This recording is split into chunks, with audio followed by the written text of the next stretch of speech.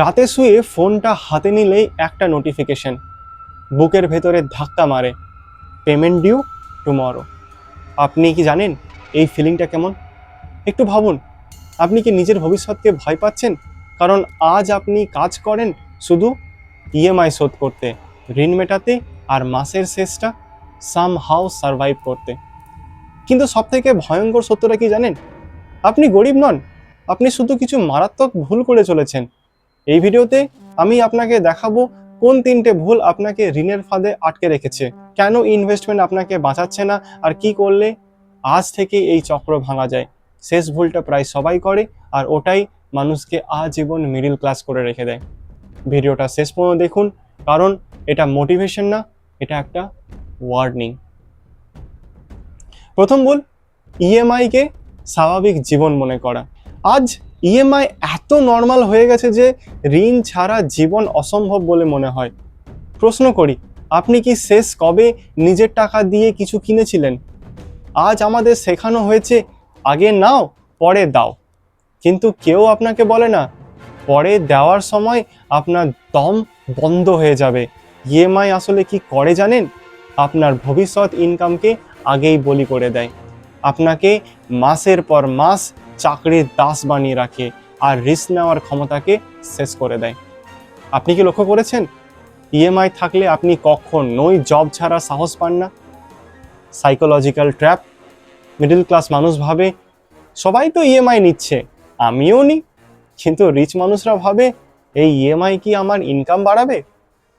Solution, EMI শুধু income generating অ্যাসেটের জন্য রাখুন, লাইফস্টাইল আপগ্রেডের জন্য cash only. 30 day cooling period বাধ্যতামূলক। ইএমআই কমলে স্ট্রেস কমে, স্ট্রেস কমলে ডিসিশন ভালো হয়, ডিসিশন ভালো হলে জীবন বদলায়। কিন্তু এইখানেই মানুষ আরেকটা ভুল করে বসে। 2 নম্বর ভুল, ঋণ নিয়ে ইনভেস্টমেন্ট হিরো হওয়ার চেষ্টা। আজকাল সবাই ইনভেস্টার, আপনার পাশের বন্ধুও ইনভেস্টার, ইনস্টাগ্রাম রিল দেখেও মানুষ ইনভেস্টার। কিন্তু বাস্তবতা কি জানেন? ঋণগ্রস্ত মানুষ ইনভেস্টমেন্ট করে না, ঋণগ্রস্ত মানুষ আশা করে। একটা কঠিন প্রশ্ন করছি, আপনি কি ইনভেস্টমেন্ট করছেন ওয়েলথ বানাতে নাকি ডেট থেকে বাড়াতে? কারণ সত্যিটা হলো, আপনি যখন লোন নিয়ে ইনভেস্টমেন্ট করেন আপনি ডাবল রিস্ক নিচ্ছেন। একদিকে ইন্টারেস্ট, আরেকদিকে মার্কেট আনসার্টেনিটি।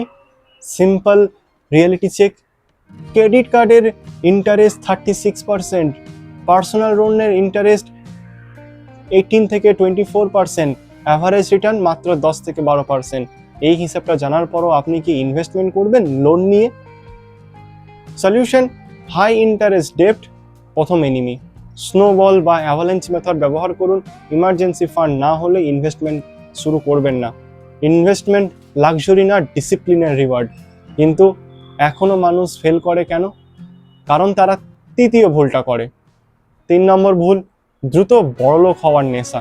সত্যিটা বলি, এই নেশাটাই আপনাকে সব থেকে বেশি ক্ষতি করছে। কারণ আপনি বিশ্বাস করতে শুরু করেছেন একটা শর্টকাট আছে, ওয়ান ইনভেস্টমেন্ট লাইফ বদলাবে, টাইম স্কিপ করা যায়। কিন্তু বাস্তবতা, রিচ হওয়া স্লো প্রসেস, পোর হওয়া ফার্স্ট প্রসেস। আপনি কি জানেন 95% মানুষ ওভারনাইট সাকসেস খুঁজতে গিয়ে 10টা বছর নষ্ট করে?